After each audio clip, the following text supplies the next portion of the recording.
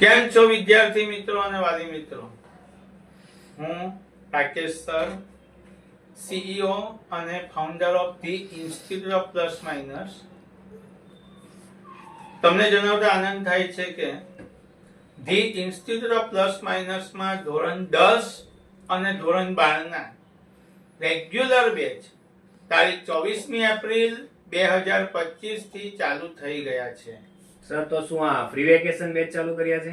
ના, આપણે free vacation batch ભણાવતા જ નથી, પણ અમે 1 મહિના સુધી ફી પણ નથી લેતા.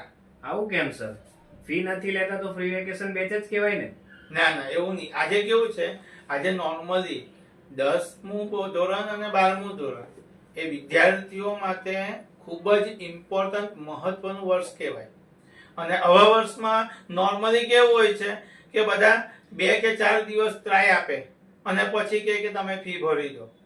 હવે 2 કે 4 દિવસની ટ્રાયમાં બાળકોને એક્ઝેક્ટ ખ્યાલ આવતો નથી, બધા શિક્ષકનો અનુભવ બરાબર મળતો નથી અને બાળકો ચોક્કસ નિર્ણય નથી લઈ શકતા. અને એકવાર ફી ભરી જાય 2-3 દિવસમાં, પછી શું થાય છે કે કદાચ બાળકને નથી ગમતું તો ફી રિફંડેબલ નથી. ધારો કે બાળકો ફી નથી આપતા તો રિટર્ન ના થાય એટલા માટે શું કરે કે કમ અને બિચારો તા ભણ્યા કરે અને એને કારણે બાળકનું પરિણામ બગડે. એટલે અમારા ક્લાસમાં એવું નહીં કે ધોરણ 10 અને 12માં, અમારા ક્લાસમાં નર્સરી 1, 2, 3, 4, 5, 6, 7, 8, 9, 10, 11, 12 અને કોલેજ.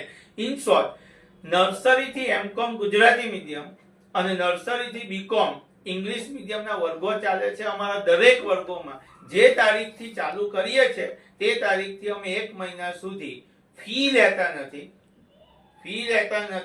પણ અમે ભણાવીએ છીએ રેગ્યુલર જ. એટલા માટે કે કોઈ બી બાળક 1 મહિના સુધી ટ્રાય કરે એટલે એને કોન્સેપ્ટ આવી જ જાય અને એને ક્લાસના વાતાવરણનો ખબર પડી, વાતાવરણ અંગે ખ્યાલ આવી જાય, ત્યાર પછી એ યોગ્ય નિર્ણય લઈ શકે અને અહીંયા અમને પણ બાળકો વિશે પરફેક્ટ ખ્યાલ આવી જાય. એટલા માટે અમે અમારા ક્લાસમાં દરેક ધોરણમાં તારીખ ચાલુ થવાની તારીખથી 1 મહિના સુધી અમે એ લોકોને ટ્રાય આપીએ છીએ. એટલે ખાસ દરેક વાલી મિત્રો અને વિદ્યાર્થી મિત્રોને અમારી નમ્ર વિનંતી છે કે તમે બીજી બાજુએ એડમિશન લેતા પહેલા એકવાર ધી ઇન્સ્ટિટ્યૂટ ઓફ પ્લસ માઇનસમાં એક વખત આવો, આવીને ટ્રાય કરો અને પછી નિર્ણય લેવો. Thank you.